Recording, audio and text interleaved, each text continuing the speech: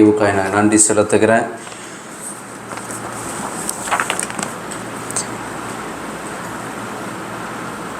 அந்நிய நுகத்திலே பிணைக்கப்படாது இருப்பீர்களாக என்ற தலைப்பிலே கர்த்தர் கொடுக்குற வார்த்தையை நம்ம நாளையும் நம்ம பகிர்ந்து கொள்ளும்படியாய் கர்த்தர் கிருபை செய்திருக்கிறார்.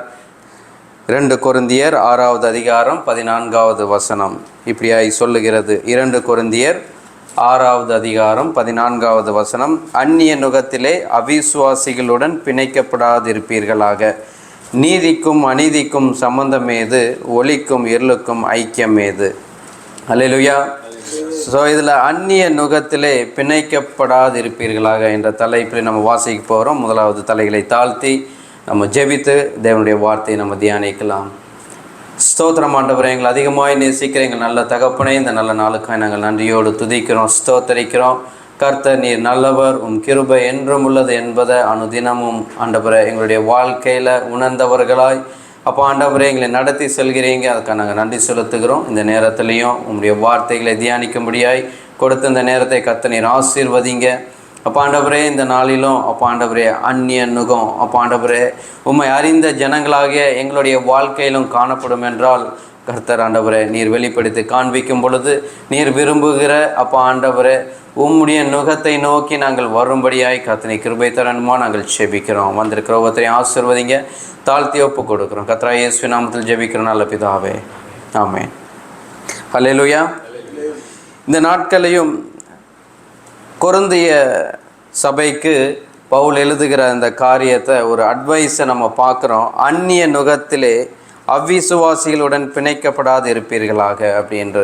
அப்போ இந்த வசனம் மெயினாக குறிக்கிறது என்ன அப்படின்னா, இந்த பூமியில் வாழ்கிற நாம் அப்போது அவிசுவாசிகளுடன் நம்ம பிணைக்கப்படாது இருக்க வேண்டும் அப்படிங்கிற ஒரு காரியத்தை சுட்டி காண்பிக்கிறதா, இல்லை என்றால் அவிசுவாசிகள் இந்த பூமியில் இருக்கும் பொழுது அவர்களோடு நம்ம உறவை வைத்து கொள்ளக்கூடாது என்று கற்றுக் கொடுக்கிறதா என்று பார்ப்போமானால், இந்த பூமியில் நம்ம எல்லாரோட தான் நம்ம வாழ்ந்து கொண்டு இருக்கிறோம். இந்த தேசத்தில் கூட நம்ம வேலை செய்யும் பொழுது அநேகர் கிறிஸ்துவை அறியாத ஜனங்கள் அநேகர் உண்டு. அவர்களுடைய தான் நம்முடைய வேலை ஸ்தலம் கடந்து செல்கிறது. நம்ம இந்த உலகத்தில் நம்ம வாழ்ந்து கொண்டு இருக்கிறோம். ஆனால் இந்த என்ன இதில் நமக்கு இந்த வசனம் சரியான ஒரு அர்த்தத்தை கற்றுக் கொடுக்கிறது என்று பார்ப்போம் என்றால், நம்ம எந்த சூழ்நிலையில் நம்ம காணப்பட்டாலும் எந்த இடத்துல நம்ம காணப்பட்டாலும் கர்த்தருக்கு விரோதமான காரியங்கள், இப்போ அவிசுவாசிகளுடைய நம்பிக்கை அவருடைய காரியங்கள் கர்த்தருக்கு விரோதமான ஒரு காரியங்கள் அவர்கள் மூலமாய் வரும் என்றால் நாம் அந்த காரியத்தில் பிணைக்கப்படாதவர்களாய்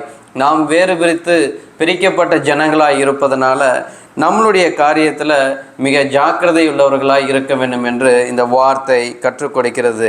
அப்போ இந்த கொரிந்திய சபைக்கு இப்படியாய் ஒரு உபதேசத்தை பவுல் அவர்கள் கற்றுக் கொடுக்கிறார்கள். அப்போ இந்த நாட்களில் நம்ம இந்த இடங்களில் என்ன கற்றுக்கொள்ளப்படுகிறோம் என்று பார்க்கும் என்றால், நான் அந்த அந்நிய நுகத்திலே பிணைக்கப்படாது இருப்பீர்களாக என்ற கருத்துக்களை நான் இங்கே பகிர்வதை காட்டிலும் அந்நிய நுகம் நம் வாழ்க்கையில் பிணைக்கப்பட்டிருக்கிறதா, தேவனை அறிந்திருக்கிற நாம்.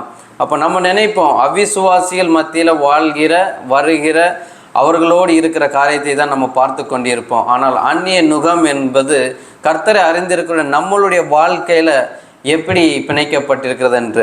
ஏனென்றால் வேத வசனம் இப்படியாய் சொல்லுகிறது. நாம் மத்தேயு 11:30வது வசனம், மத்தேயு 11ஆம் அதிகாரம் 30வது வசனம் இப்படியாய் சொல்லுகிறது, என் நுகம் மெதுவாயும் என் சுமை லகுவாயும் இருக்கிறது என்றால். அப்போ இதில் என்ன நம்ம கற்றுக் கொடுக்கப்படுதுன்னா, அந்நிய நுகம் என்று ஒன்று நம்ம பார்த்தோம். இது கிறிஸ்துவின் நுகத்தை நமக்கு கற்றுக் கொடுக்கிறதாய் காணப்படுகிறது. அப்போது கிறிஸ்துவ வாழ்க்கையில் நாம் எதில் பிணைக்கப்பட்டவர்களாய் காணப்பட வேண்டும் என்பதை இந்த நாளில் நம்ம அறிந்து கொள்ளுகிறபடியாய் கர்த்தர் நமக்கு காரியங்களை வாய்க்க செய்வாராக. இந்த காரியத்திற்கு முன்பாய் நம் தேவன் எப்படிப்பட்டவர் என்பதை இந்த நாட்களில் நம்ம நன்றாய் அறிந்திருக்கிறோம். நம் தேவன் நம்மை காக்கிற தேவனாய் காணப்படுகிறார். இந்த மாதத்திலேயும் நம்ம தியான வசனத்தில் நம்ம பார்க்கிறோம். சங்கீதம் 99வது அதிகாரம், சங்கீதம் 91 11வது அதிகாரம், சங்கீதம் 91:11, உன் வழிகளெல்லாம் உன்னை காக்கும்படி உனக்காக தம்முடைய தூதர்களுக்கு கட்டளையிடுவார். ஹல்லேலூயா. அவர் நம்மை காக்கிற தேவனாய் காணப்படுகிறார்.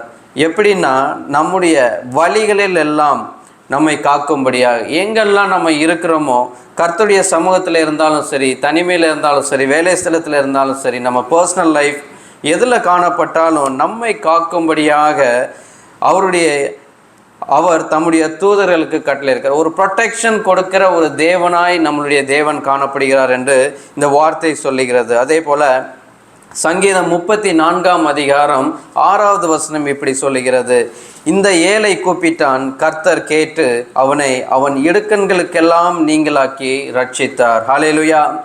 ஸோ நம்ம கூப்பிடுகிற நேரத்துல எல்லாம் கர்த்தர் சத்தத்தை கேட்கிறவராய் காணப்படுகிறார். அப்படிதான் இந்த வார்த்தை சொல்லுகிறது. அப்போ அவர் கேட்கிறவர் மாத்திரமல்ல, அவன் இடுக்கண்களுக்கெல்லாம் நீங்களாக்கி ரட்சித்தார் என்று. ஹல்லேலூயா. ஸோ நம் சத்தத்தை கேட்கிற தேவன் மாத்திரமல்ல, அவர் கேட்டு பதில் தருகிற தேவனாய் நம்மளுடைய தேவன் காணப்படுகிறார் என்று வேதம் நமக்கு கற்றுக் கொடுக்கிறது. அடுத்தபடியாக சங்கீதம் 34 அதிகாரம் 7வது வசனம் இப்படியாய் கற்றுக் கொடுக்கிறது, கர்த்தருடைய தூதன் அவருக்கு பயந்தவர்களை சூழ பாளையம் இறங்கி அவர்களை விடுவிக்கிறார் என்று. ஹல்லேலூயா. ஸோ நம்மளுடைய தேவன் எப்படிப்பட்டவர் என்பதை இந்த 3 வசனங்கள் நமக்கு கற்றுக் கொடுக்கிற காரியத்தை நான் உங்களுக்கு முன்பாக வைத்திருக்கிறேன். அப்போ இப்படிப்பட்ட தேவன் நம்மோட இருக்கும் பொழுது, நம்மை பாதுகாத்து கொண்டு இருக்கும் பொழுது, நாம் இந்த பூமியில் வாழ்கிறதுனால நம்மளுடைய மாம்ச சுபாவம் இந்த நாட்களிலும் அந்நிய நுகத்தை தேடி இல்லை அந்நிய நுகத்தோடு பிணைக்கப்பட்டதாய் காணப்படுகிறதா என்பதை நாமே இந்த நாட்களில் ஆராய்ந்து பார்ப்போமாக. அப்போ தேவன் நம்மை காக்க முடியாதபடி நம் வாழ்க்கை எப்படி இருக்கிறது என்று இந்த நாட்களில் பார்ப்போம். என்னுடைய காதுகளில் நான் அநேக காரியங்களை கேட்டிருக்கிறேன். நீண்ட நாட்களாய் நான் இந்த காரியத்தை செய்து கொண்டிருக்கிறேன், கர்த்தர் எனக்கு பதில் கொடுக்கவில்லை. ஆனால் முன்னாடி இப்போ வசனத்தை பார்த்தோம், அவர் கேட்டு அவனை இடுக்கண்களுக்கெல்லாம் நீங்களாக்கி ரட்சித்தார் அப்படின்ட்டு. ரட்சிப்பார் என்று வசனம் இதில் சொல்லவில்லை, ரட்சித்தார் அப்படின்ட்டு. அப்போ அவர் பதில் கொடுக்கிற தேவனாய் இருக்கும் பொழுது, எவ்வளவு சம்பாதித்தாலும் கூட என் கையில் பொருளாதாரம் நிற்க மாட்டேங்குது, கடன்லேயே வாழ்க்கை போகிறது அப்படின்ட்டு நம்ம கேட்குற காரியங்கள் உண்டு. எவ்வளவு ஜெபித்தாலும் என் வியாதியிலேருந்து ஒரு விடுதலை கிடைக்கவில்லை. ஒரு தேவையோடு காணப்படும் பொழுது நான் அநேக நேரம் கர்த்தரை நோக்கி கூப்பிடுகிறேன், என் சத்தம் கர்த்தருக்கு நேராக எட்டப்படவில்லை, பதில் கொடுக்கப்படவில்லை என்று நம் இருதயம் அநேக நேரங்களில் சொல்லுவதை நாம் கேட்டிருக்கிறோம். ஆனால் இந்த நேரத்தில் நம்ம அதை ஆராய்ந்து பார்ப்பதை காட்டிலும் இந்த வார்த்தை இப்படியாய் சொன்னதுனால நம்ம இந்த வார்த்தையை பிடித்து கொண்டு, இந்த ஏழை கூப்பிட்டான், கர்த்தர் கேட்டு அவன் இடுக்கண்களுக்கெல்லாம் நீங்களாக்கி ரட்சித்தார், இந்த வார்த்தையை உரிமையாக்கி ஜெபிக்கிற பிள்ளைகளாய் நம்ம காணப்பட வேண்டும். அப்போ இந்த நாட்களில் ஏன் நம்ம இப்படிப்பட்ட காரியங்களில் நம்ம தடைகள் காணப்படுது என்று பார்க்கும் பொழுது, தேவன் நம்மை காக்க முடியாதபடி நம் வாழ்க்கையில் என்ன தடை காணப்படுகிறது என்பதை நாம் ஆராய்ந்து பார்க்க வேண்டும். ஒரு வேலை ஸ்தலத்தில் இருந்தாலும் சரி, இல்லை ஒரு சூழ்நிலையில் இருந்தாலும் சரி, நம்ம சரியாக காரியத்தை செய்து கொண்டே இருப்போம், ஆனாலும் ஒரு ஃபெயிலியரே அந்த இடத்துல ரிசல்ட் வந்து கொண்டே இருக்கும். அப்போ நம்ம என்ன பண்ணணும், அந்த இடத்துல நம்ம அதை மீண்டும் மீண்டும் மீண்டும் அந்த காரியத்தில் பார்ப்போம், இதில் என்ன ப்ராப்ளம் இருக்குது, எல்லாத்தையுமே பார்த்துட்டோமே, அக்யூரேட்டாக பார்த்துட்டோமே அப்படின்ட்டு. ஆனால் ஏதாவது ஒரு சிறிய ஒரு குறை இருப்பதனால அந்த காரியம் தடைபட்டு கொண்டே இருக்கும். அப்போ இந்த நாட்கள்லையும் தேவன் நம்மை காக்க முடியாதபடி நம் வாழ்க்கையில் எப்படி நம்முடைய வாழ்க்கை காணப்படுகிறது என்று. அப்போ ரட்சிக்கப்பட்டிருக்கிற நாம் அந்நிய நுகத்திலே இன்னும் பிணைக்கப்பட்டிருக்கிறோமா, இல்லை நாம் பாவ வாழ்க்கையில் இருந்து விடுபடவில்லையா என்பதை நாமே சோதி தருகிறவர்களாய் காணப்பட வேண்டும். அதே போல ரட்சிக்கப்பட்டிருக்கிற நாம் கர்த்தருக்கு பிரியமுள்ள முடிவுகளை எடுக்கிறோமா என்பதையும் இந்த நாட்களை நம்ம ஆராய்ந்து பார்க்கிறவர்களாய் காணப்பட வேண்டும். ஏனென்றால் நம் வாழ்க்கையில் ஒரு தடை காணப்படுகிறது என்றால் அதற்கு ஒரு காரணம் கண்டிப்பாக காணப்படும். அதுவும் நம் சத்தத்தை கேட்கிற தேவன் நமக்குள்ள வாசம் செய்வதனால, தடைகளை உடைக்கிற தேவன் நம் மத்தியில் இருப்பதனால, நம்மை ஆசீர்வதிப்பதே பிரியம். அப்படிப்பட்ட அந்த தேவன் நம்மளுடைய இருக்கும் பொழுது மீண்டும் நமக்கு ஒரு தடை காணப்படுகிறது என்றால் நாமே சோதித்தறிய வேண்டிய நேரமாய் காணப்படுகிறது. அப்போது ஆபிரகாம் இந்த காரியங்களில் தெளிவுள்ளவனாய் காணப்பட்டார். அப்போது ஈசாக்குக்கு ஒரு துணையை தேடும் பொழுது அவர் இப்படிப்பட்ட காரியத்தை பார்க்கிறத நம்ம வேதத்தில் பார்க்குறோம். ஆபிரகாம் தெளிவுள்ளவனாக காணப்பட்டான். ஆதியாகமம் 24 அதிகாரம் 3வது வசனம் இப்படியாய் சொல்லுகிறது, நான் குடியிருக்கிற கானானியருடைய குமாரத்திகளில் நீ என் குமாரனுக்கு பெண் கொள்ளாமல் என்னை என் தகப்பனுடைய வீட்டிலும் என் இனத்தார் இருக்கிற தேசத்திலிருந்து அழைத்து வந்தவரும் உன் சந்ததிக்கு இந்த தேசத்தை தருவேன் என்று எனக்கு சொல்லி ஆணையிட்டவருமான வானத்துக்கு தேவனாகிய கர்த்தர், நீ அங்கிருந்தே என் குமாரனுக்கு ஒரு பெண்ணை கொண்டு வரும்படி தம்முடைய தூதனை உனக்கு முன்பாக அனுப்புவார் என்று. ஹல்லேலூயா. ஸோ இந்த இடத்துல ஆபிரகாம் கானான் தேசத்தில் வருகிற காரியங்களை, கடந்து செல்கிற காரியங்களை, ஜீவிக்கிற காரியங்களை பார்த்து கொண்டு இருக்கிறோம். ஆனாலும் கர்த்தருடைய ஊழியக்காரனாய் காணப்படுகிற இந்த ஆபிரகாம் தன்னுடைய சந்ததியை எவ்வளவு தெளிவாய் கர்த்தருக்கு முன்பாக கர்த்தர் விரும்புகிற ஒரு காரியத்தை செய்ய வேண்டும் என்பதில் எவ்வளவு தெளிவுள்ளவனாய் காணப்படுகிறான். அப்படிங்க பார்க்கும் பொழுது நாம் ஒவ்வொரு காரியத்திலையும் எப்படி தெளிவுள்ளவர்களாய் காணப்படுறோம். அப்போ கர்த்தருக்குரிய இருக்கிற உறவில் நாம் அதிகமாய் பலப்பட்டால் மாத்திரம்தான் ஒவ்வொரு காரியத்திலையும் நாம் தெளிவுள்ளவர்களாய் காண முடியும். ஹல்லேலூயா. அதே போல கர்த்தருடைய பிள்ளைகள் நாம் எப்படிப்பட்ட ஐக்கியத்தோடு இருக்கிறோம் என்பதையும் நம்ம ஆராய்ந்து பார்க்கிறவர்களாய் காணப்படும். ஏன்னா தடைகளுக்கு அநேக காரியங்கள் உண்டு.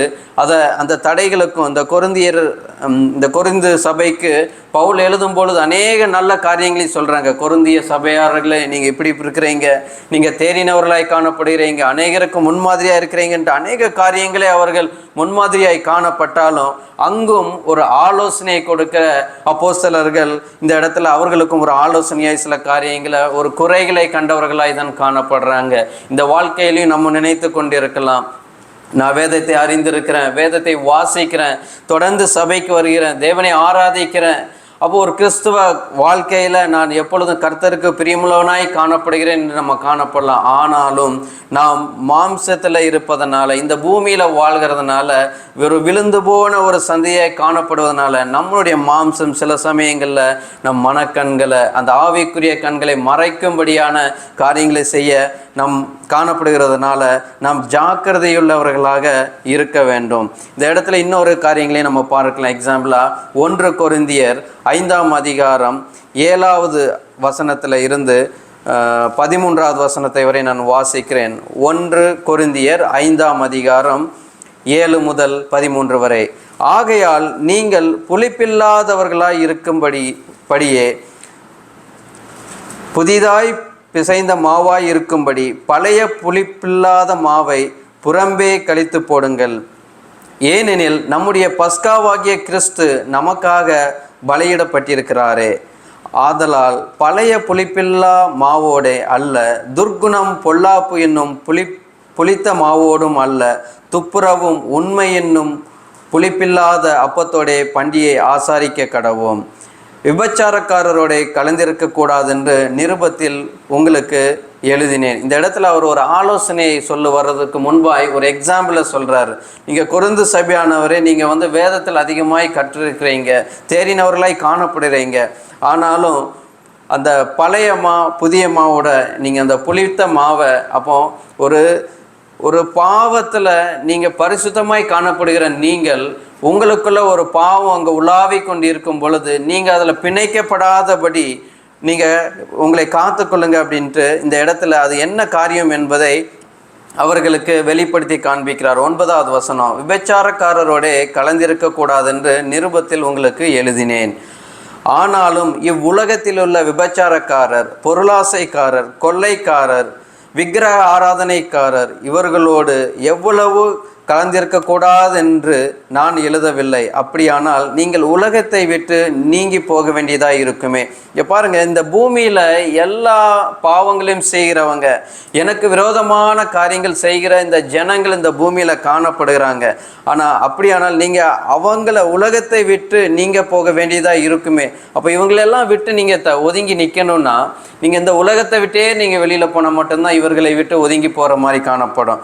ஆனால் நான் உங்களுக்கு எழுதினது என்னவென்றால், சகோதரன் எண்ணப்பட்ட ஒருவன் விபச்சாரக்காரனையாவது, பொருளாசைக்காரனையாவது, விக்கிரக ஆராதனைக்காரனையாவது, உதாசீனாயாவது, வெறியானனாவதையாவது, கொள்ளைக்காரனாவது இருந்தால் அவனோட கலந்திருக்கக்கூடாது, அப்படிப்பட்டவனோட கூட புசிக்கக்கூடாது என்று. அப்போ நான் உங்களுக்கு எழுதினது என்னவென்றால், சகோதரன் எண்ணப்பட்டவன் ஒருவன். அப்போ உங்கள் சபைக்குள்ள இந்த கொரிந்து சபைக்குள்ள சகோதரன் நம்ம கிறிஸ்தவர்கள் யாரை சொல்லுவோம்? நம்மளோடு சேர்ந்து தேவனை ஆராதிக்கிற, நம்மளோடு சேர்ந்து கர்த்தரை மகிமைப்படுத்துகிற அப்படி ஒரு ஐக்கியத்தில் இருக்கிறவர் தான் முதலாவது சகோதரன் என்று சொல்லப்படுகிறது. அப்போ இப்படிப்பட்ட சபைக்குள்ள காணப்படுகிற ஒரு சபைக்குள்ள ஒரு சகோதரன் இருந்து அவர்கிட்ட இப்படிப்பட்ட காரணம், விபச்சாரக்காரனாயோ இல்லை பொருளாசை பெற்றவனாக விக்கிராராதனை செய்கிறவனாக, அது கர்த்தருடைய வார்த்தை உதாசீனமாக பார்க்கிறவர், வெறியனாக காணப்படுகிறவன், கொள்ளைக்காரனாக இருந்தால் அவனோட கலந்து இருக்கக்கூடாது. அப்போ அவரோடு இருக்கக்கூடாது என்று சொல்லவில்லை, அவங்க செய்கிற அந்த காரியத்தில் நீங்களும் பங்காளனாய் அவனை ஆதரிக்கிறவனாய் நீங்கள் காணப்படக்கூடாது என்பதை இந்த இடத்துல சுட்டி காண்பிக்கிறாங்க. அப்போ புறம்பே இருக்கிறவர்களை குறித்து தீர்ப்பு செய்கிறது என் காரியமா, உள்ளே இருக்கிறவர்களை குறித்தல்லவோ நீங்கள் தீர்ப்பு செய்கிறீர்கள். அப்போ புறம்பே இருக்கிறவர்களை குறித்து தேவனே தீர்ப்பு செய்வார். ஆகையால் அந்த பொல்லாதவனை உங்களை விட்டு தள்ளி போடுங்கள்.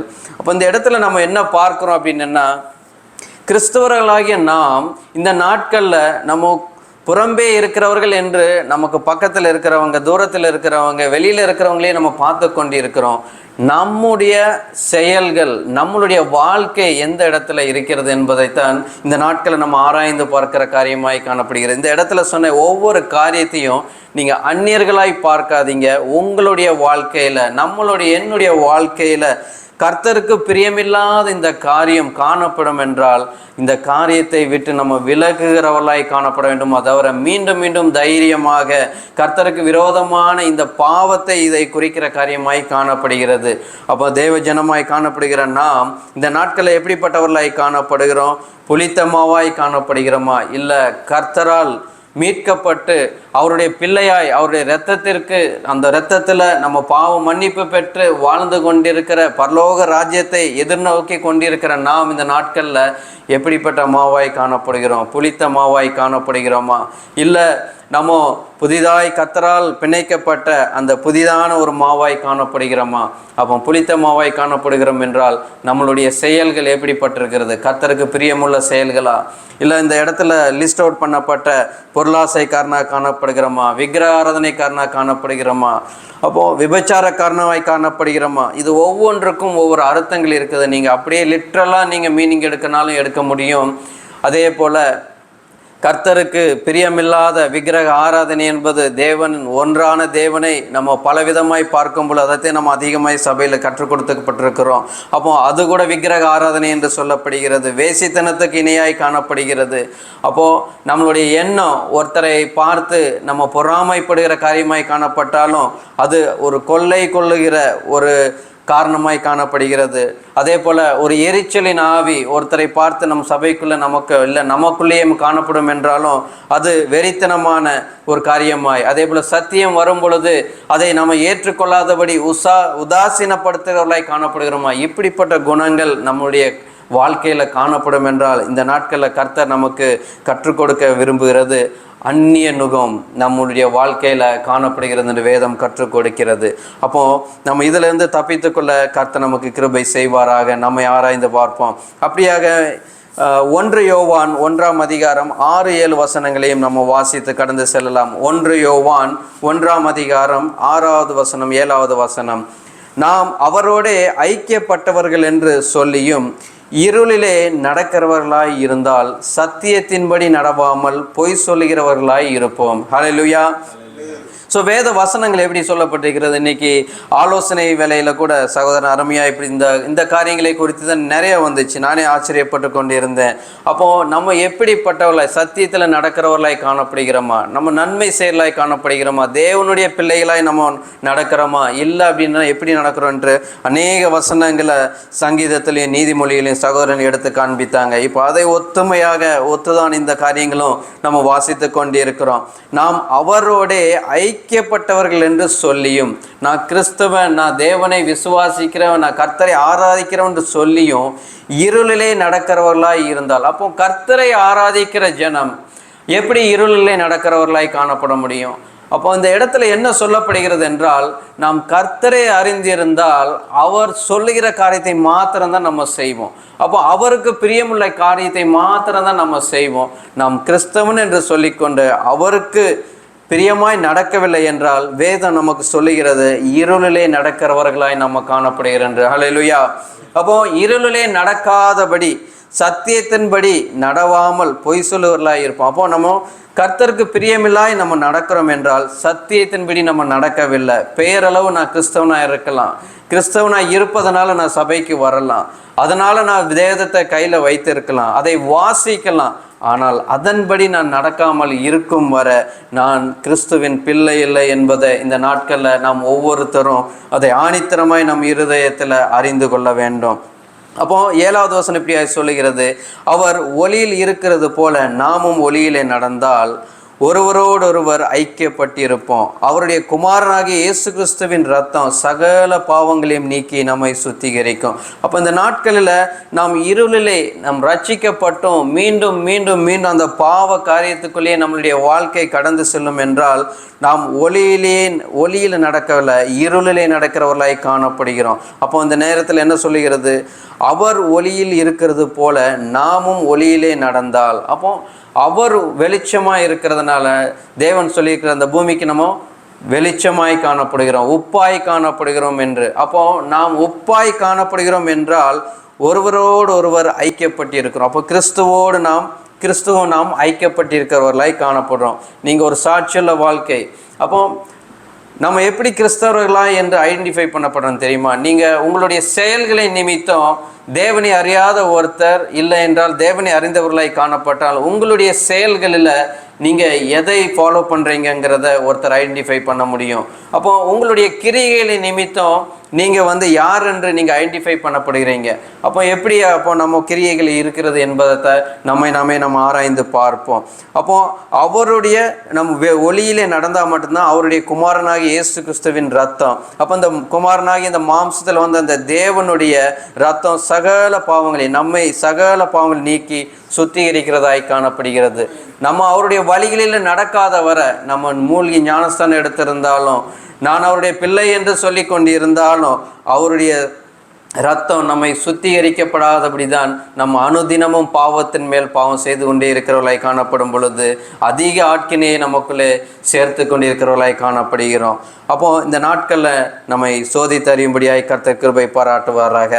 அடுத்தபடியாக கனி கொடுக்கிற பிள்ளையாய் இருக்க வேண்டும். அப்போ தேவனுடைய பிள்ளையாய் இருக்கிறவர்கள் நம்ம எப்படிப்பட்டவர்களாய் காணப்படணும்? பாவத்தை விட்டு விலகினவர்களாய் காணப்பட வேண்டும். அடுத்து அதை மாத்திரம் அல்ல, நாம் கனி கொடுக்கிறவர்களாய் காணப்பட வேண்டும் என்று வேதம் நமக்கு கற்றுக் கொடுக்கிறது. வாசிக்கலாம். எபேசியர் புத்தகம் 5ஆம் அதிகாரம் 8 முதல் 14 வசனங்களை நான் வாசிக்கிறேன். எபேசியர் 5ஆம் அதிகாரம் 8 முதல் 14 வரை. முற்காலத்தில் நீங்கள் அந்தகாரமாய் இருந்தீர்கள், இப்பொழுதோ கர்த்தருக்குள் வெளிச்சமாய் இருக்கிறீர்கள், வெளிச்சத்தின் பிள்ளைகளாய் நடந்து கொள்ளுங்கள் என்று வேதம் நமக்கு கற்றுக் கொடுக்கிறது. அப்போ முந்தைய நாட்களில் தான் நம்ம அந்தகாரத்தின் பிள்ளைகளாய் காணப்பட்டோம். அப்போ எப்பொழுது நம்ம தேவனை ஏற்றுக்கொண்டு அவருடைய வழிகளை நாம் நடக்கிறோமோ அப்பொழுது நம்ம வெளிச்சத்தின் பிள்ளைகளாய் நாம் மாறி நடக்கிறோம். ஆனாலும் எபேசிய சபைக்கு வெளிச்சத்தின் பிள்ளைகளாய் நடந்து கொள்ளுங்கள் என்று பவுல் இந்த இடத்துல எபேசு சபைக்கும் ஒரு ஆலோசனையாய் கொடுக்கிறார். அப்போ இது எல்லாமே கிறிஸ்துவை அறிந்து ஆராதிக்கிற அந்த சபையில் இருக்கிற ஜனங்களுக்கு தான் இந்த ஆலோசனையை அவர் கொடுக்கிறார். வெளிச்சத்தில் நடக்கிற பிள்ளையா நீங்கள் இருங்க அப்படின்ட்டு. ஆவியின் கனி, அதை நம்ம எப்படி அந்த வெளிச்சத்தை நடக்கிறோம் இல்லை இருப்போன்று நமக்கு கற்றுக் கொடுக்கப்படும். அப்போ நம்ம செய்கைகள் மூலியமாய் தான்.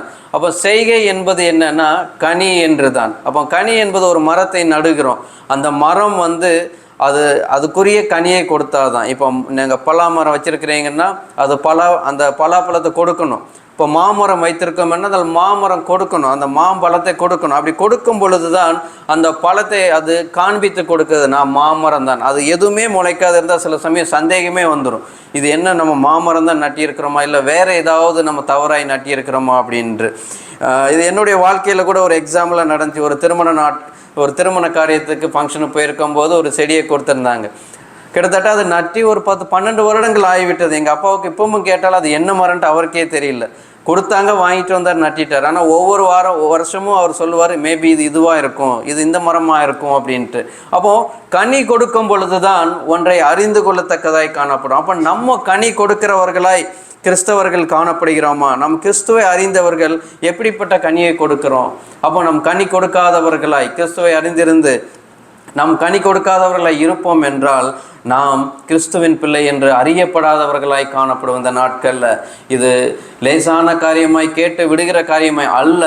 நாம் கனி கொடுக்கிறவர்களாய் இல்லைன்னா கோடாரி எங்கே வைக்கப்பட்டிருக்கிறது? மரத்தின் கீழே வேரில் வைக்கப்பட்டிருக்கிறது என்று வேதம் கற்றுக் கொடுக்கிறது. அதனால் நம்ம ஜாக்கிரதையாக இந்த காரியங்களை நம்ம கேட்டு கர்த்தர் சமூகத்தில் ஒப்புக் கொடுப்போம். 9வது வசனம், ஆவியின் கனி சகல நற்குணத்திலும் நீதியிலும் உண்மையிலும் விளங்கும். ஹல்லேலூயா.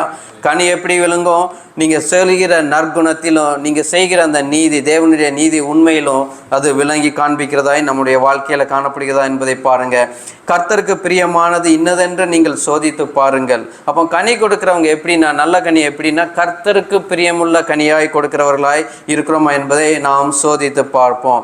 கனியற்ற அந்தகார கிரியைகளுக்கு உடன்படாமல், அப்போ அந்தகார கிரியை செய்கிறவர்களாய் இருக்கிறவங்க கர்த்தருடைய பிள்ளைகளாய் நாம் காணப்படுவதில்லை. நல்ல கனி கொடுக்கிற பிள்ளைகளாய் நாம் காணப்படுவதில்லை. அவை கடிந்து கொள்ளுங்கள்.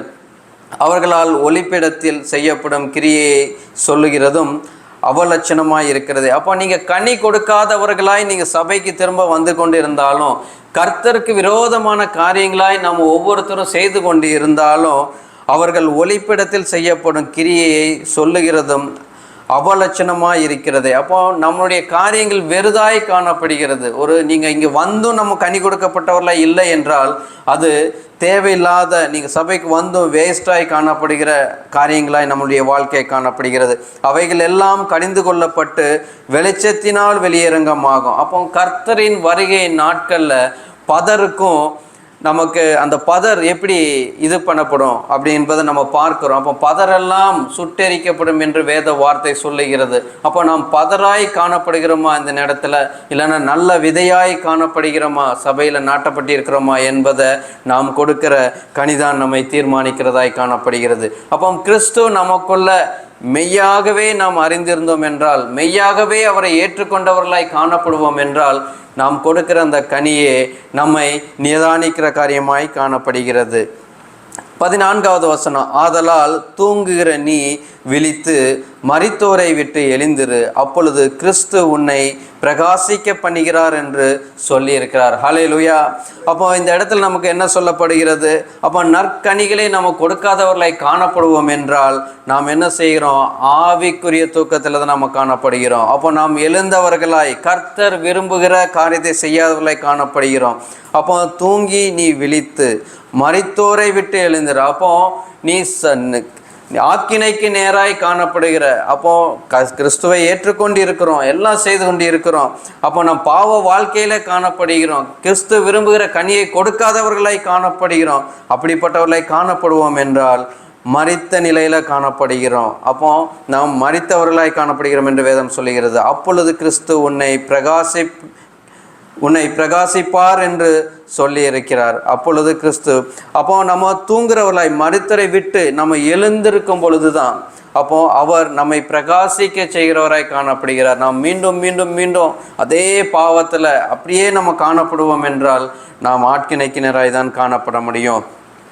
அடுத்தபடியாக ஒரு காரியங்களை நம்ம பார்க்கலாம். நாம் அடிமைத்தனத்தின் நுகத்துக்குட்படாமல் கிறிஸ்து நமக்கு உண்டாக்கின சுயாதீன நிலையிலே நிலை கொண்டிருக்க வேண்டும். இப்போ வேத வார்த்தை நமக்கு அடுத்தபடியாக கற்றுக் கொடுக்கிறது. இது எந்த வார்த்தையின் அடிப்படையாக நான் பேசுகிறேன் என்றால், கலாத்தியர் 5ஆம் அதிகாரம் 1வது வசனத்தின் அடிப்படையில் பேசுகிறேன். நாம் அடிமைத்தனத்தின் நுகத்துக்குட்படாமல் கிறிஸ்து நமக்கு உண்டாக்கின சுயாதீன நிலையிலே நிலை கொண்டிருக்க வேண்டும் என்று வேதம் நமக்கு கற்றுக் கொடுக்கிறது. வாசிக்கலாம். கலாத்தியர் 5ஆம் அதிகாரம் 1 முதல் 7 வசனங்களை நான் வாசிக்கிறேன். கலாத்தியர் 5 1 முதல் 7. ஆனபடியினால் நீங்கள் மறுபடியும் அடிமைத்தனத்தின் நுகத்திற்குட்படாமல் கிறிஸ்து நமக்கு உண்டாக்கின சுயாதீன நிலையிலே நிலை கொண்டிருங்கள் என்று கலாத்திய சபைக்கு எழுதுகிற காரியத்தை நம்ம பார்க்குறோம். நம்ம கொரிந்து சபைக்கு சொன்ன ஆலோசனையை பார்த்தோம். எபேசியர் சபைக்கு சொன்ன ஒரு ஆலோசனையை பார்த்தோம். அதே போல் கலாத்திய சபைக்கும் சொல்லுகிற ஒரு ஆலோசனையை பார்க்கிறோம். பாருங்க, கிறிஸ்துவை அறிந்து ஊழியம் செய்கிற ஒவ்வொருத்தரும் ஒவ்வொரு சபைகளையும் ஒரு குறைகளை காணப்படுது. இப்போ நம்ம தேவனுடைய சபை, நம்ம தேவனுடைய ஆலயமாய் காணப்படுகிறோம். அப்போது இந்த வார்த்தை நமக்கு வருகிற வார்த்தையாய், இது சபைக்கு போகிற வார்த்தையை நீங்கள் எடுக்கக்கூடாது. ஒவ்வொருத்தரும் நம்மை சுய பரிசோதனை செய்யும்படியாக தேவனிடத்தில் இருந்து வருகிற அந்த வார்த்தையாய் நாம் எடுத்துக்கொண்டு நம்மை நாமே சுய பரிசோதனை இந்த நாட்களை செய்ய கர்த்தர் கிருபை தருவாராக. அப்போ கலாத்தியர் 5ஆம் அதிகாரம் 1வது வசனத்தில் இப்படியாய் கொள்ளப்படுகிறது, நீங்கள் மறுபடியும் அடிமைத்தனத்தின் நுகத்துக்குட்படாமல். அப்போ இதில் என்ன சொல்லப்படுகிறது? மறுபடியும் அடிமைத்தனத்திற்கு.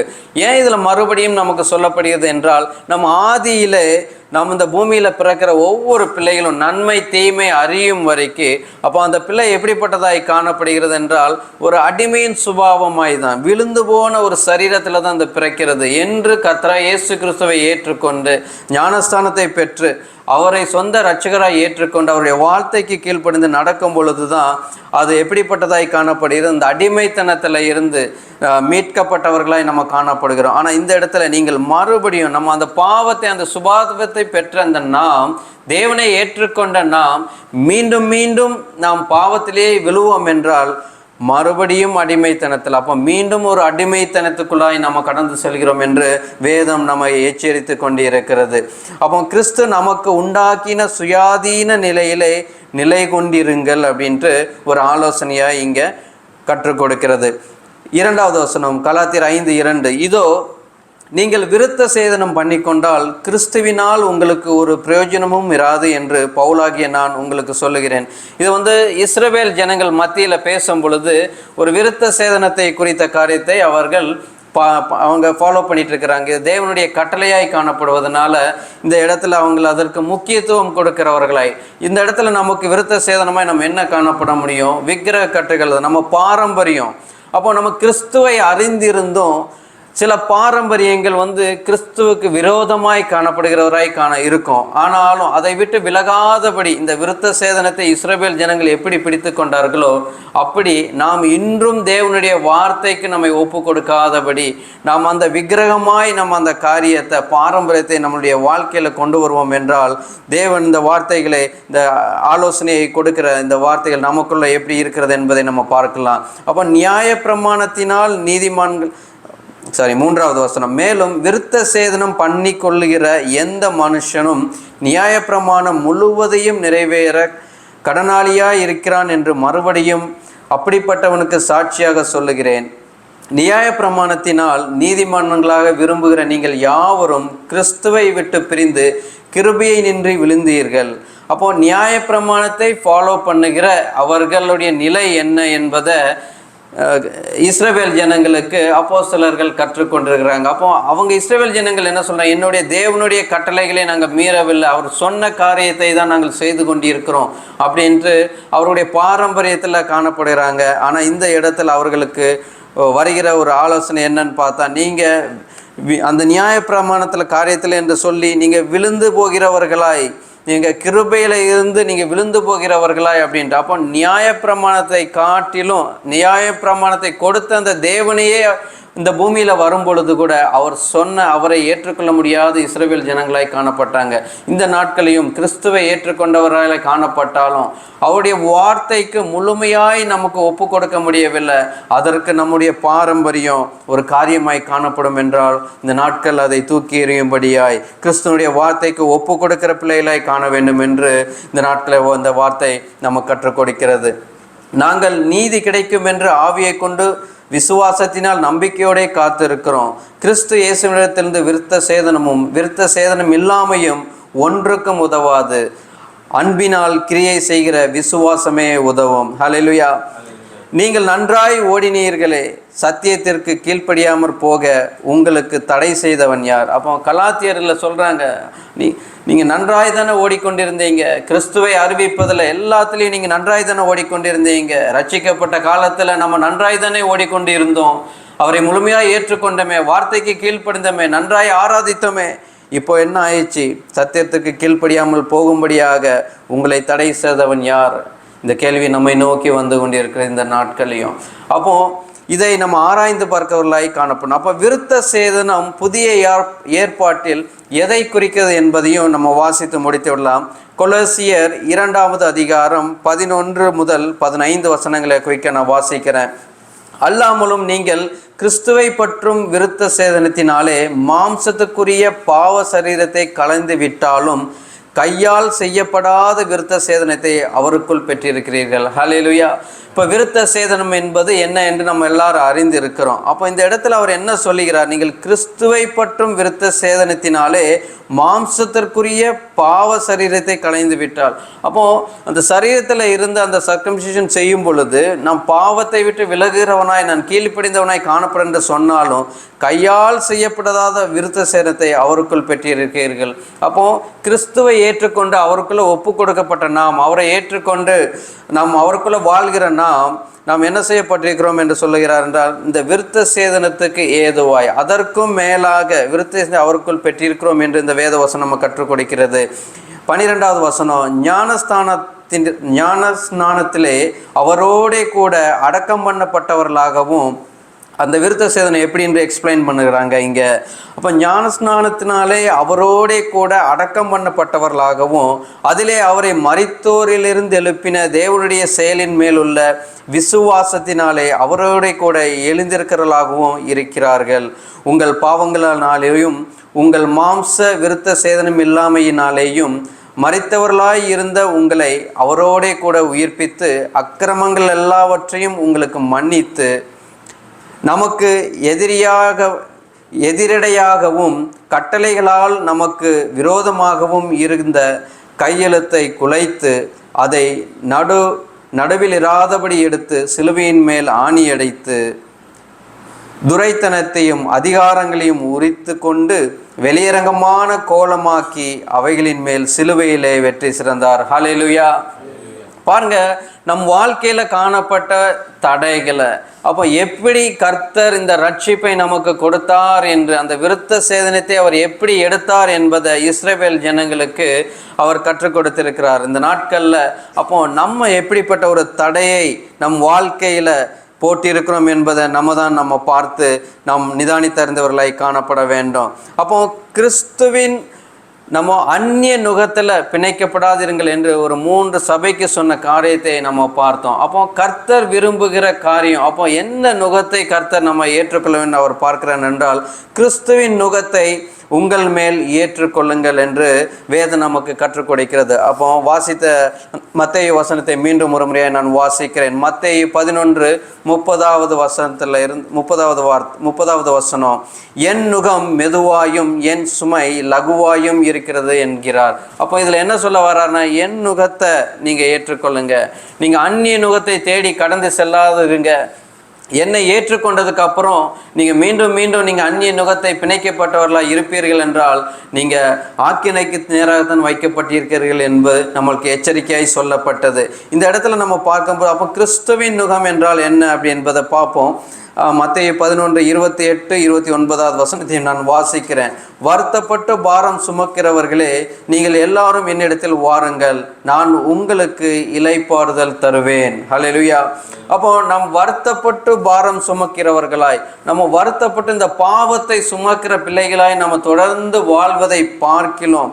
அவரிடத்துல மீண்டும் வரும்படியாய் கர்த்தர் நமக்கு இந்த நாட்கள்ல அவர் நம்மை நினைப்பூட்டுகிறாராய் காணப்படுறார். பாவ வாழ்க்கை அது அழிவுக்கு நேராய் கடந்து செல்கிறது என்று கிறிஸ்தவ பிள்ளைகளுக்கு தான் இந்த சத்தியம் வந்து கொண்டிருக்கிறது. அப்போ அவர் நமக்கு இளைப்பாறுதல் தருகிறவராய் இருப்பதனால நாம் மீண்டும் மனம் திரும்பி அவரை நோக்கி கடந்து செல்லும்படியாய் கர்த்தர் கிருபை செய்வாராக.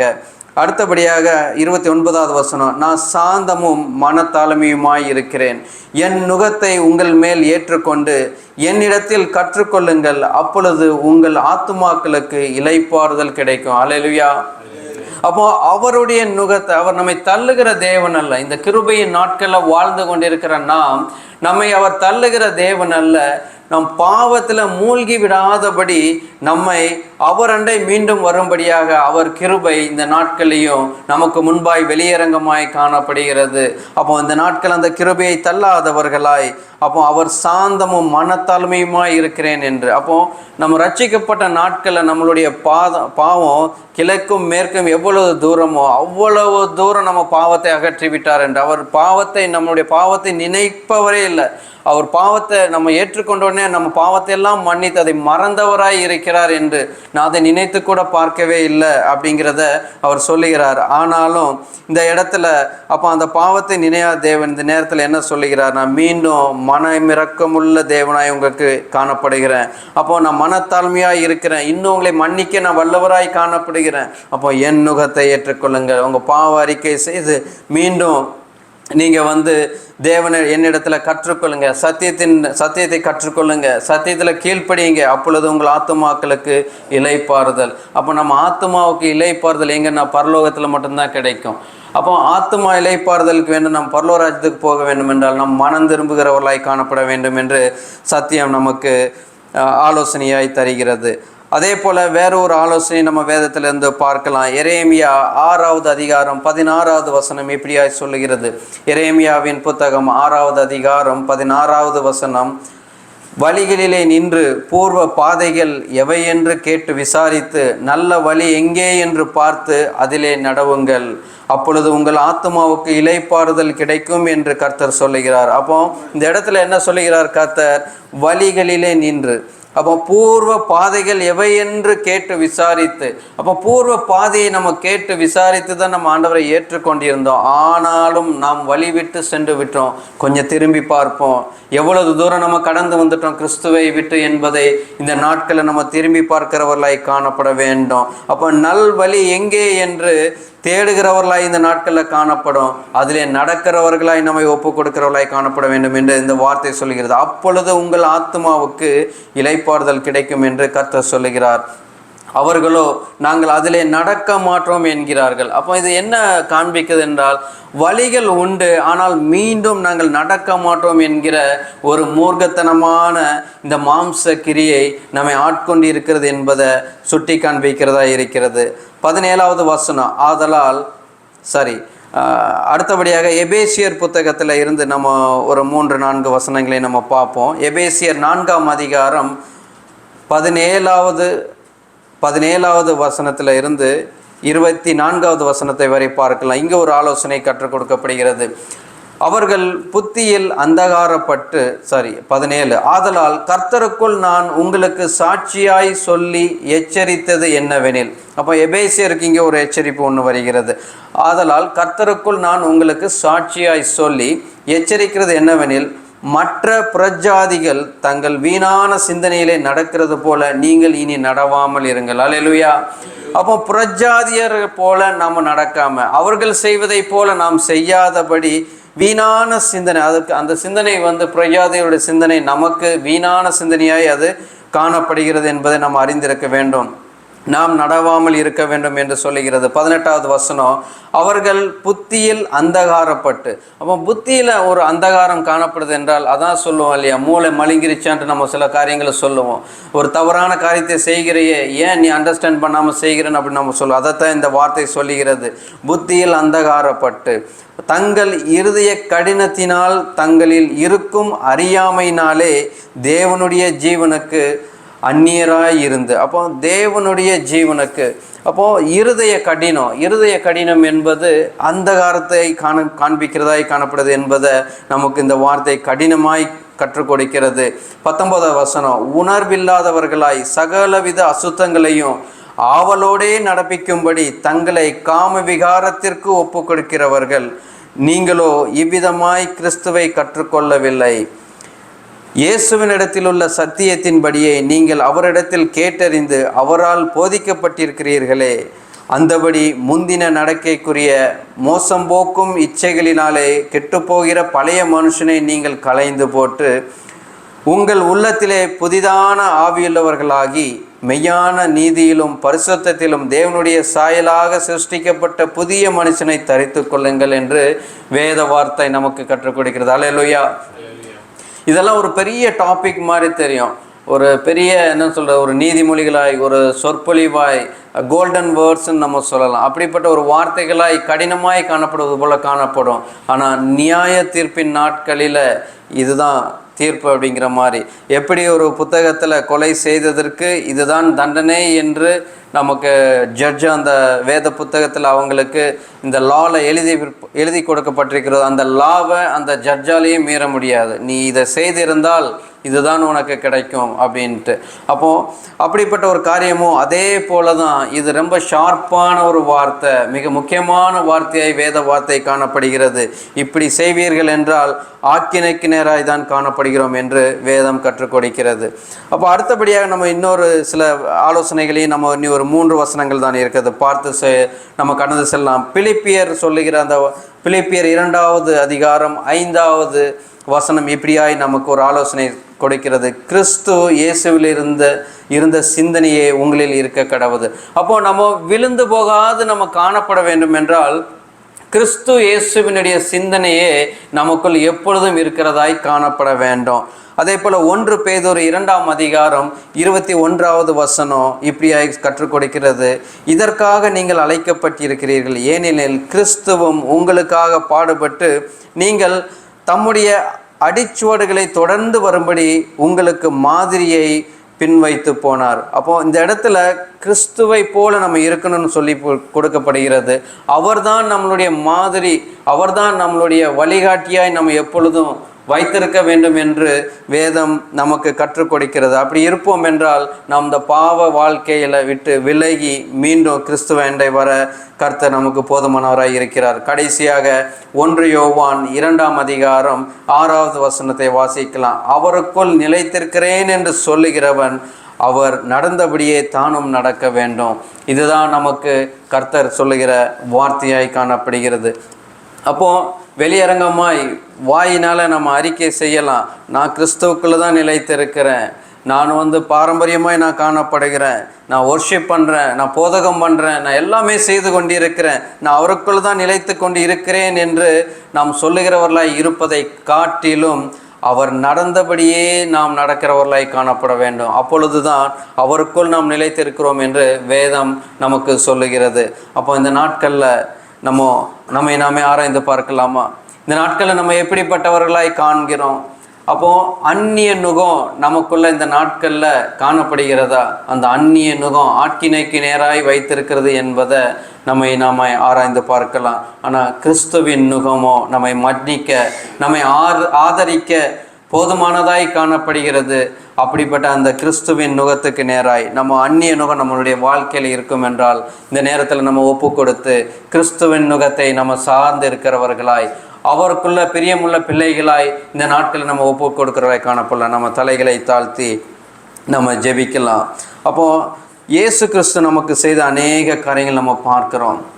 இந்த பூமியில் அவர் நமக்காய் செய்த காரியங்கள் ஒன்றல்ல. அவர் தன்னுடைய இரத்தத்தை சிந்தி நமக்காய் ஒப்பு கொடுத்தார். மீட்பை நமக்காய் அவர் கொடுத்தார். நித்திய ஜீவனை நமக்காய் அவர் கொடுத்தார். அப்போ அப்படிப்பட்ட அந்த தேவனுடைய இறுதியும் நம்ம எப்படிப்பட்டதாய் காணப்படும்? நம்ம மீண்டும் மீண்டும் விழுந்து எழும்புகிறவர்களாய் இருக்கிறோமா?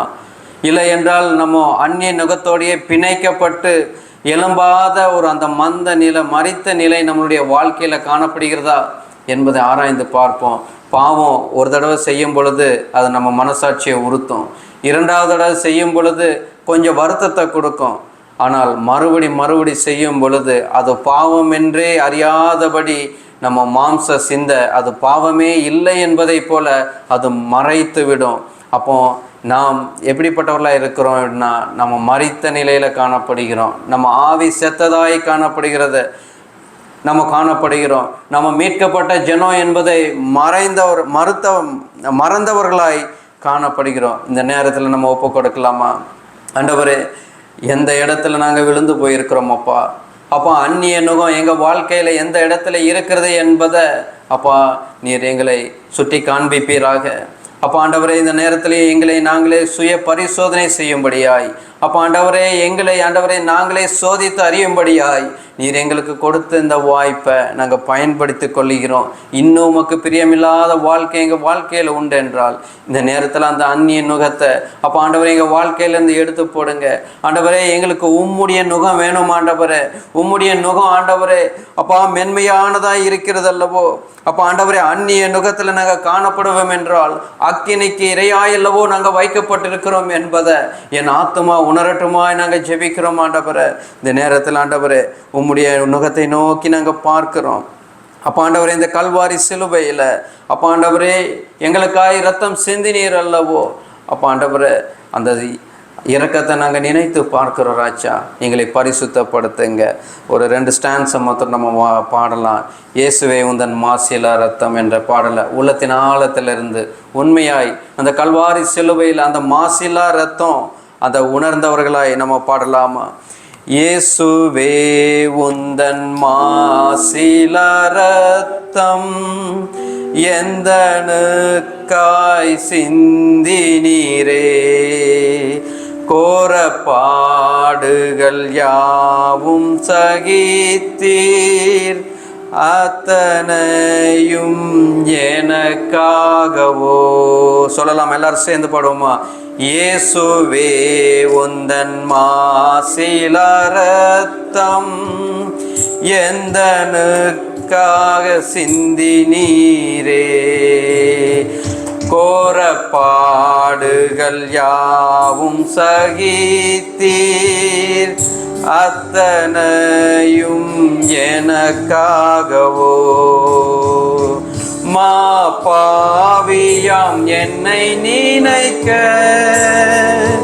மண்ணான நான் எம்மாத்திரம் ஐயா. ஒப்பு கொடுக்கலாமா? மா பாவியாம் என்னை நினைக்க மண்ணான நான் எம்மாத்திரம் ஐயா, தேவதூதரிலும் மகிபனாய் என்னை மாற்றின அன்பை துதிப்பேன். தேவதூதரிலும் மகிபனாய் என்னை மாற்றின அன்பை துதிப்பேன். நன்றி அப்பா. தகப்பனே, மா பாவியா எங்களை நினைக்க அப்பா இந்த மண்ணான பாத்திரம் நாங்கள் எம்மாத்திரமா ஆண்டவரே. அப்பா உமது அன்பல்லவோ, உமது இரக்கம் அல்லவோ ஆண்டவரே, உமது கிருபை அல்லவோ எங்களை ரட்சித்தது. அந்த ரட்சிப்பை பெற்ற நாங்கள் மீண்டும் மீண்டும் ஆண்டவரே அப்பா உம்மை சிலுவையில் அடிக்கிற பிள்ளைகளாய் இல்லாதபடி அப்போ ஆண்டவரே நீர் வைத்திருக்கிற உம்முடைய வழிகளில் ஆண்டவரே கிறிஸ்துவை பிரதிபலிக்கிற பிள்ளைகளாய் ஆண்டவரே எங்களுடைய சிந்தனை, எங்கள் செயல், எங்களுடைய நடக்க ஒவ்வொரு நாளும் அதில் நாங்கள் காத்துக்கொள்ள கர்த்தர் கிருபை தருவீராக. அப்போ ஆண்டவரை வந்திருக்கிற ஒவ்வொருத்தையும் கர்த்தர் நீர் ஆசீர்வதிப்பீராக. அப்போ இந்த நாளையும் எங்களை நாங்கள் சுய பரிசோதனை செய்யும்படியாய் ஒவ்வொரு பிள்ளைகளுடைய ஆண்டவரை இருதயத்திலையும் இந்த வார்த்தை அப்பா கிரியை செய்யட்டுமா நாங்கள் செபிக்கிறோம். ஆண்டவரே மரித்த நிலையில் எங்கள் ஆத்துமா இருக்கும் என்றால் ஆண்டவரே பிள்ளைகளை நீர் உயிர்ப்பிப்பீராக. அப்போ ஆண்டவரே நான் அறியாமையில் இன்னும் காணப்படுகிறேன் என்று காணப்படுவார்கள் என்றால் கர்த்தர் ஆண்டவரே உம்முடைய ஒளியை ஆண்டவரை அவருடைய வாழ்க்கையில பிரகாசிக்க செய்ய வேண்டுமா நாங்கள் செபிக்கிறோமா. ஆண்டவரை நீங்கள் விரும்புகிற பிள்ளையாய் எங்களுடைய மொத்த சபையும் ஆண்டவரே ஒவ்வொரு பிள்ளைகளும் இதை கேட்டுக்கொண்டே இருக்கிற ஒவ்வொரு ஜனங்களும் மாற வேண்டுமா நாங்கள் செபிக்கிறோம். தாழ்த்தி ஒப்பு கொடுக்கிறோம். கர்த்தராகிய இயேசு கிறிஸ்து நாமத்தில் ஜெபிக்கிற நல்ல பிதாவே, ஆமென்.